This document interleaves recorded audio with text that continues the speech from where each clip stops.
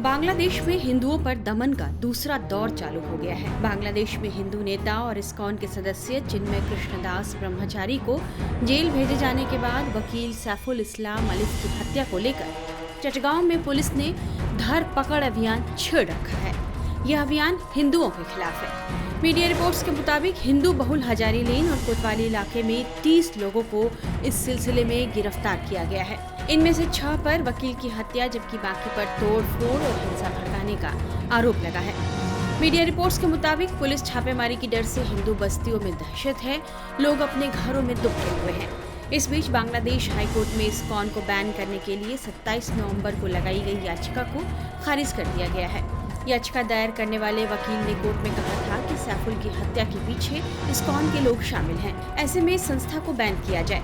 इस याचिका पर बांग्लादेश के अटॉर्नी जनरल मोहम्मद असदुज्जमा ने इस्कॉन को एक धार्मिक कट्टरपंथी संगठन बताया था।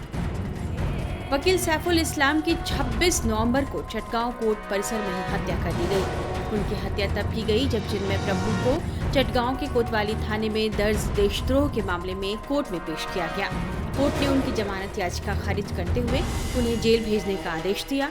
जैसे ही पुलिस चिन्मय प्रभु को जेल ले जाने का कोशिश करने लगी, उनके सैकड़ों समर्थकों ने उन्हें ले जा रही वैन को घेर लिया, जिससे वैन करीब 1 घंटे तक रुकी रही। जिसके बाद पुलिस ने भीड़ को तितर बितर करने के लिए आंसू गैस छोड़ी। इसके बाद चिन्मय दास के समर्थक सड़कों पर उतर आए और उग्र विरोध प्रदर्शन किया। इसी बीच वकील की हत्या कर दी गई। वकील सैफुल इस्लाम अलिफ के अंतिम संस्कार में भारी संख्या में भीड़ जुटी और जोरदार नारेबाजी की गई। मीडिया रिपोर्ट्स के मुताबिक वकील की हत्या के बाद से यहाँ के अल्पसंख्यकों, खासकर हिंदू समुदाय के खिलाफ एक बार फिर से गुस्सा फूट पड़ा है। आरोप लग रहे हैं कि इस्कॉन और हिंदू समुदाय से जुड़े लोगों ने ही वकील की हत्या की है। मीडिया रिपोर्ट्स में कहा जा रहा है कि 26 नवंबर की रात से ही पुलिस हिंदू बहुल इलाकों में छापेमारी कर रही है। पुलिस के साथ कट्टरपंथी संगठनों के युवा भी कथित तौर पर हैं, जो पुलिस को हिंदुओं के घर बता रहे हैं और हिंदुओं से बदला लेने की बात कही जा रही है। हालांकि हिंदू संगठन बांग्लादेश सम्मिलित सनातनी जागरण ज्योति ने एक बयान में कहा है कि वकील सैफुल इस्लाम की हत्या में कोई सनातनी शामिल नहीं है। सुनियोजित हत्या कर सनातनियों पर दोष मढ़ने की कोशिश हो रही है। संगठन ने आगे यह भी कहा है कि सोशल मीडिया पर झूठ फैलाया जा रहा है कि वकील सैफुल इस्लाम अलिफ की इस्कॉन के सदस्यों ने हत्या कर दी है, जो पूरी तरह से गलत है। चिन्मय कृष्णदास को देशद्रोह और सांप्रदायिक माहौल बिगाड़ने के आरोप में 25 नवंबर को गिरफ्तार किया गया था। राजद्रोह के एक मामले में ढाका पुलिस ने उन्हें ढाका एयरपोर्ट से गिरफ्तार किया। चिन्मय कृष्णदास चटगांव इस्कॉन के प्रमुख हैं। बांग्लादेश में हिंदुओं के अधिकारों की रक्षा के लिए मुखर आवाज बनकर वे उभरे थे। उन पर सरकार के खिलाफ बोलने और अल्पसंख्यक अधिकारों की वकालत करने का आरोप है।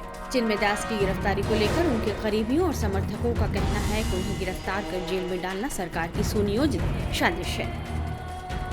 श्रीमान चिन्मय कृष्णदास ब्रह्मचारी को जो 25 नवंबर हजरत शाहजलाल इंटरनेशनल एयरपोर्ट ढाका से डीबी पुलिस ने उनको गिरफ्तार किया गया। उनके खिलाफ जो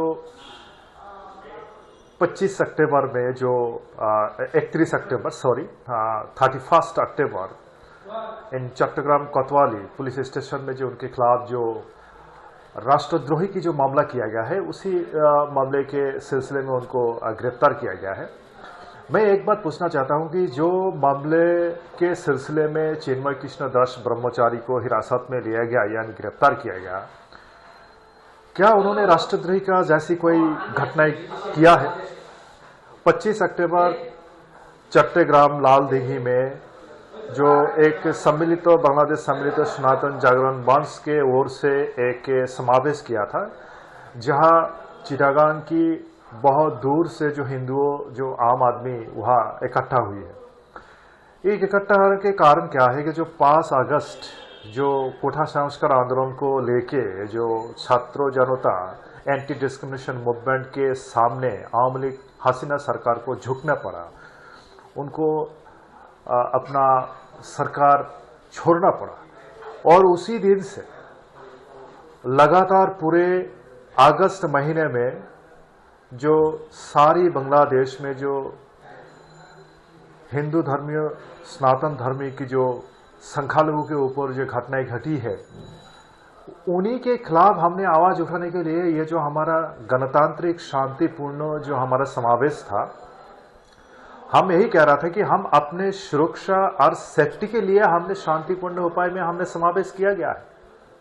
बल्कि ये नहीं कि हमारा ये समावेश का उद्देश्य ये नहीं है कि राष्ट्र को अस्थिर करना, देश की जो संप्रीति है उनको विनाश करना, नहीं, ये हमारा उद्देश्य नहीं है। सरकार को गिराना ये हमारा उद्देश्य नहीं है।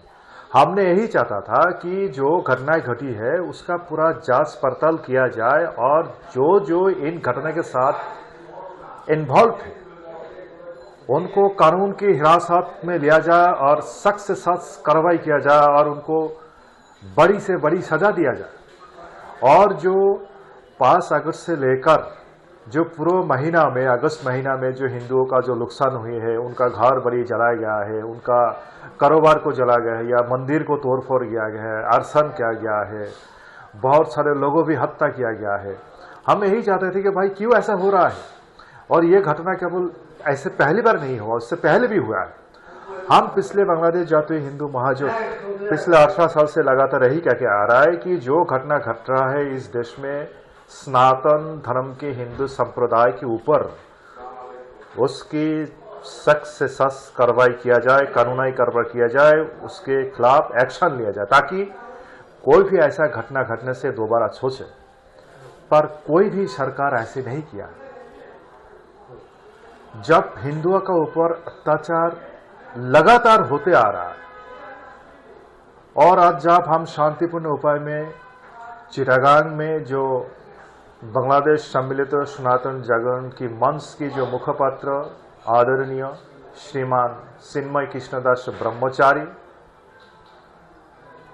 उन्होंने जो वहां अपने जो समावेश की जो संगठित किया, इसमें सारी देश की आम हिंदू नागरिक, आम हिंदू जनताओं ने इसमें एकत्रित हुआ था और उसके खिलाफ जो आरोप लगाया गया है राष्ट्रद्रोही के मामला, मैं एक बात ये कहना चाहूंगा, मैं एक बात ये पूछना चाहूंगा कि ये जो राष्ट्रद्रोही मामला उनके खिलाफ दायर किया गया है, क्या ये ठीक तरह से प्रोसीड्यूर मेंटेन हुआ कि नहीं? वहीं अगरतला और कोलकाता के लोगों ने भी चिन्मय दास की गिरफ्तारी को लेकर विरोध जताया है। हम लोग इसलिए आया हूँ, जो बांग्लादेश में जो अत्याचार हो रहा है हिंदू के सनातन के ऊपर, उसके ऊपर हम लोग प्रतिवाद करने के लिए अभी हम लोग एक मिशन का आया है। तो मिशन में हम लोग यही बात बताते हैं कि हिंदू में जो अत्याचार हो रहा है बांग्लादेश में, उसी का कोई प्रतिवाद हो। हमारी भारत सरकार कुछ करे, इसलिए हम यही बोलना चाहते हैं भारत सरकार से। हमारा भारत सरकार जो है ना, मोदी जी, बोलना चाहता हूँ जो हमारा हिंदू भाइयों को जो अत्याचार हो रहा है वहाँ पर, तो चिन्मय प्रभु को अभी गिरफ्तार किया है झूठा अंजाम लगा के, उनको अभी रिलीज करना चाहिए। अभी हिंदू को लिए जो बहुत अत्याचार हो रहा है, हमारा प्रभु जी बांग्लादेश में भी है, उनका भी बहुत मेरे से कॉल हुआ है, अभी वह बहुत तकलीफ में है। अभी क्या है ना, हमको अभी ऐसा कंटिन्यू करना चाहिए, जितना दिन चिन्मय को नहीं छोड़ेगा अभी उतना दिन कंटिन्यू करना चाहिए। और भी हिंदू लोग अभी जागरूक करना चाहिए, जो इतना बड़े लाइन में अभी आ सकते, जो आना चाहते हैं उसको जरूर लेके आना चाहिए। अभी क्या हमको धर्म की रक्षा करना है, धर्म रक्षित ही रक्षा था, हम धर्म की रक्षा करें तभी धर्म हमको रक्षा करेगा ना। अभी क्या बांग्लादेश में जैसा हो रहा है ना, कुछ दिन बाद हमारा पश्चिम बंगाल में भी ऐसा हो सकता है, इसलिए हमको अभी भी जागृत होना चाहिए। अभी क्या बांग्लादेश अभी जागृत हुआ है तो क्या हुआ, हिंदू बहुत कम है इसलिए कुछ नहीं कर पा सकता है।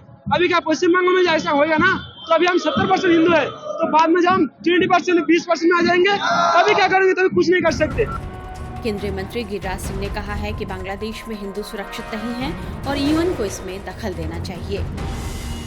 वहाँ की सरकार कट्टरपंथियों के दबाव में आ गया है। पाकिस्तान की सरकार और बांग्लादेश की सरकार में अब कोई अंतर नहीं रह गया है। भारत की सरकार ने कड़ी चेतावनी दी है और मैंने कल भी कहा था, मैं सब दिन कहूंगा, इसमें संयुक्त राष्ट्र संघ को हस्तक्षेप करना ही चाहिए। बांग्लादेश में अल्पसंख्यक हिंदू समुदाय के प्रमुख नेता और इस्कॉन के वरिष्ठ सदस्य चिन्मय कृष्णदास की गिरफ्तारी ने बांग्लादेश में अल्पसंख्यकों की सुरक्षा और धार्मिक स्वतंत्रता पर भी गंभीर सवाल खड़े कर दिए हैं और हिंदुओं में भी हिंसा बढ़ने की आशंका है।